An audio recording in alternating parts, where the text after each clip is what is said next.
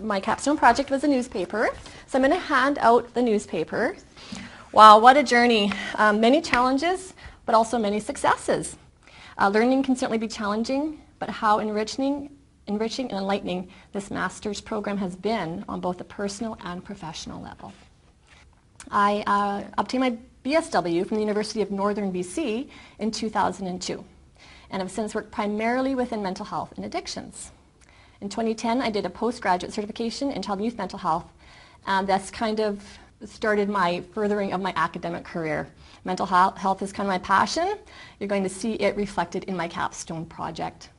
I currently work as a child and youth mental health case manager and as a psychiatric social worker for Interior Health. So I've always felt the social work role was integral, but this program has really made this clear. It's proven to me that social work adds that element of individuality, of holism, of that systemic perspective that not every profession has, particularly from my point of view working within mental health.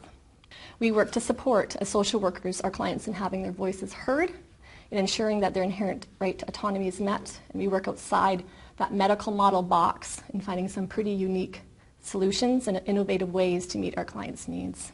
So also with the focus lately on outcomes, financial responsibility, not lately, probably historically, I like to point out to anybody I come in contact with that our role is essential to positive outcomes. And so some of the pieces I've picked out kind of display that in how I feel social work helps as we work to take into consideration our clients, our patients, in their own environments, in their own cultures, in their own families. So and I learned long ago that although it's evident and important to me and to the clients, not every profession tends to look outside that artificial environment that they interact with their clients. So that's a little bit, just so you know kind of why I picked some of the things I picked. But why a newspaper?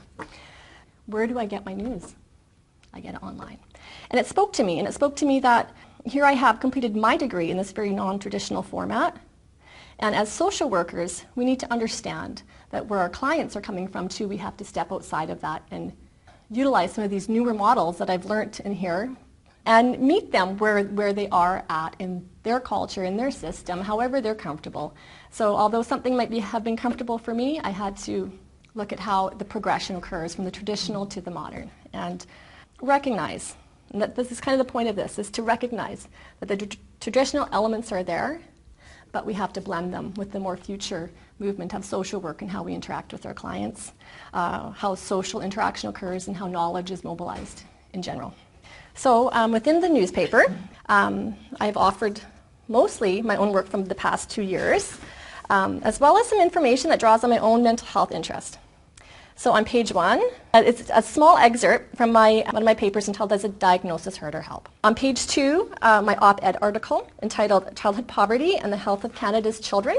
On page 3, there's a little social work crossword, just for fun. You can try and do it. The answers are further into it. And page 4, I just kind of overviewed some of my journey to learning. I remember it from the bus, the first time I was here, the journey to learning, and it's really stuck with me. And just how I've changed, how my perspectives on why I even did this master's program have changed as I've moved throughout the program. On page 4, I've reflected on my own growth during the program. So kind of trying to keep it kind of newspapery. You can see that kind of cute little knowledge things and stuff, but just how I've developed, I would like to say. I've grown and I've developed as a professional. I've taken a lot of information in. And I'd also like to say that, you come into a MSW program and you expect the professional growth, but I was amazed. I was really quite amazed at the personal growth and awareness. I'm so much more aware, and I thought I was aware, but I'm more aware of how my personal impacts my professional, my social circle, my opportunities, my opportunity to be here. Wow, not everybody has that. And how does that impact my professional? So I try and take a step back more often now and just, look at it from that. I also have the CASW Code of Ethics on there and also the BCASW and a little events conference page there that I took from the CASW website. So yeah, I kind of started the master's program thinking I'm just doing my master's, and now I'm thinking I'd like to continue. I'm going to continue. I have loved academia. I always have enjoyed it, but being older, I've had a new appreciation for how it's impacting me, my family. Also, my career has benefited from this. Now, page 7 has my logic model. I have a new appreciation for designing these logic models and moving into this policy course now too. It's how it impacts us actually at that professional level, whereas before I was kind of, it's way above me. It's, not part of my actual job, but to look at how it's a part of, it truly is a part of my job, part of my world, as I know it. And on the back, it's just little bits from every reflective assignment that I did.